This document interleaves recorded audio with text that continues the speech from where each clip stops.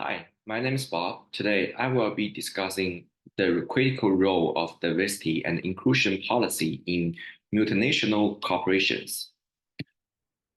My research question is how do diversity and inclusion policy impact employee outcomes and company performance in multinational settings?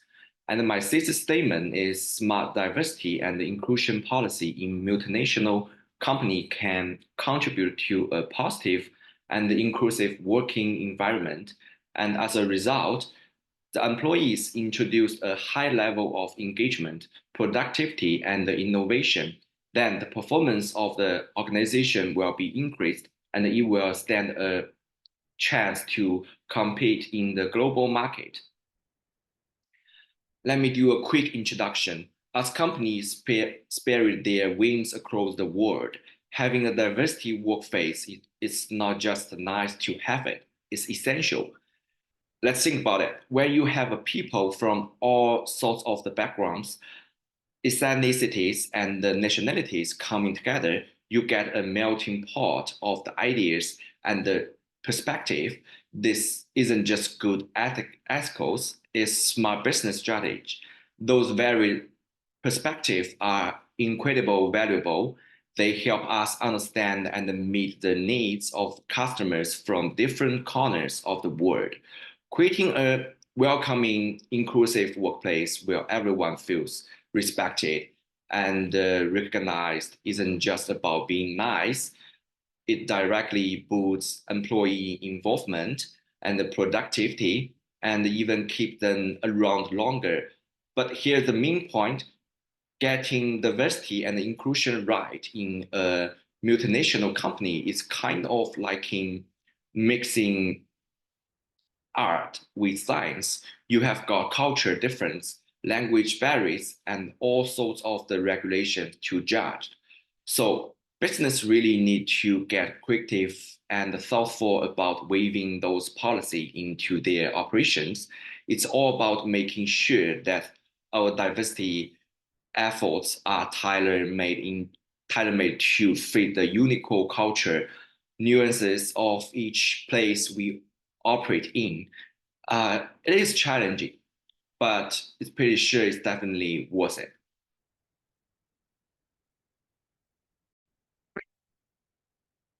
So my first part of the literature review is business case for diversity and inclusion and the impact on employee outcomes. There's a large number of articles that show how accepting diversity and inclusivity in multinationals has advantages. The study by Romer and Strini suggested that firms in the top category for ethnic and cultural diversity got 36% higher profits compared to companies in the lowest category. Further studies showed that firms with inclusive culture are twice likely to achieve financial targets than those with less inclusive cultures and three times more likely to operate well. Our diversity and inclusion initiatives have helped bolster employee outcomes, such as job certification, engagement, and retention. According to Adam's study, the people who think their company is inclusive are 3.8 times more likely to be full of useful energies than those who do not consider their organization as inclusive. The report above indicated that companies with robust diversity and inclusive programs are less likely to have higher turnover rates and happier employees. My second part of the literature review is impact on company performance and the challenges in multinational settings. Diversity and inclusion in the workplace can significantly impact employee outcomes. Companies with diversity scores above the average generate 19% more revenue from new product opportunities. The literature noted that teams with the diversity background make better decisions than individual decision makers 87% of the time, and even outperform them by 60% of times that teams are involved in decision making.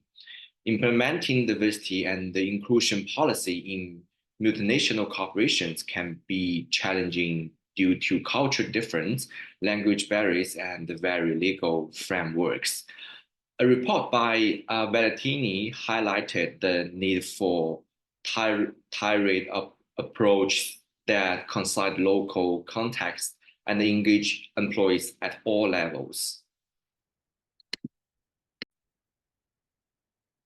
Next part is legal and the regulatory frameworks and the global talent management and the inclusive leadership.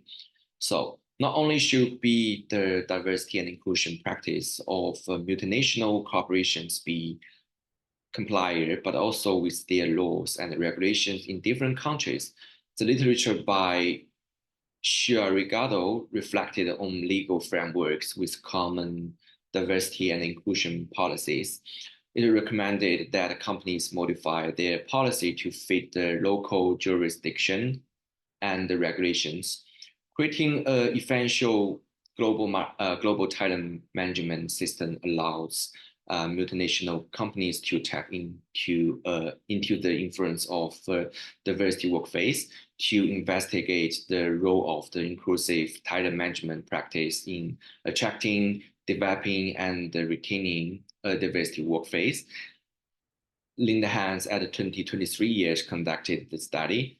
Additionally, the ASA monitoring report identified the need for business to create programs that develop leaders based on inclusion as they strive to cultivate a diversity leadership pipeline.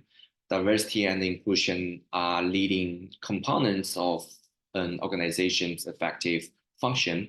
Thus, leadership is key in driving the D&I agenda. Besides, a Randall research team conducted this study to identify the trees of the inclusive leaders, emphasizing the significance of active listening, empathy, and creating psychologically safe environments. Allyship is a process where people in position to have a privilege proactively stand and advocate for underrepresented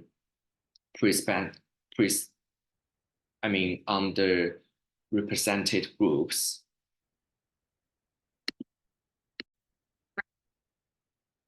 Last part is employee resources, groups, and affinity networks, and unconscious bias and mitigating its impact. Employee resources, groups, and affinity works have proven to be a good way to promote belonging, community, and support in diversity workplace. The institution of employee resource groups was documented by Quinlan and Virus as having a significant impact on improved employee engagement, recruitment, and retention, and also innovation. Therefore, an organization should implement an employee resource groups for the benefits it draws from its employees. This is the reason why those inhabited groups within an organization are significant. The bias which people are unaware of might be something that could break down the efforts of diversity and the inclusion and create an intentional absence among already underrepresented groups. A paper by Leacops studies strategy for minimizing the efforts of unconscious biased behavior. Those include enhanced awareness, counter stereotypes, exposure, and strategy. And the structured decision-making process.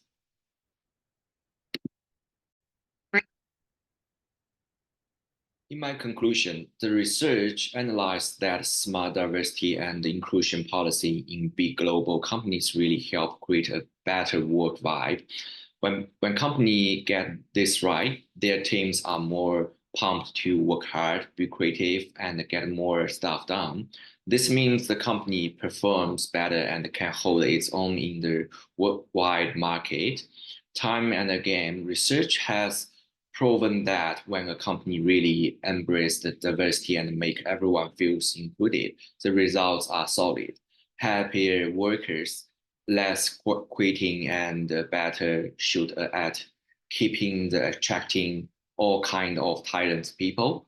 Diverse teams are better at making decisions and solving problems, which put them at the forefront of the innovation and help the company be more adaptable. And also setting up those policy across different countries is tricky because of the culture, language, and legal difference. But the research suggests that tailoring those strategies to fit local needs and getting everyone involved at every level is the way to go. Skills like cross culture, understanding, inclusive leadership, and clear communication are key to navigating those challenges and making sure diversity and inclusion efforts pay off on a global scale. Thank you.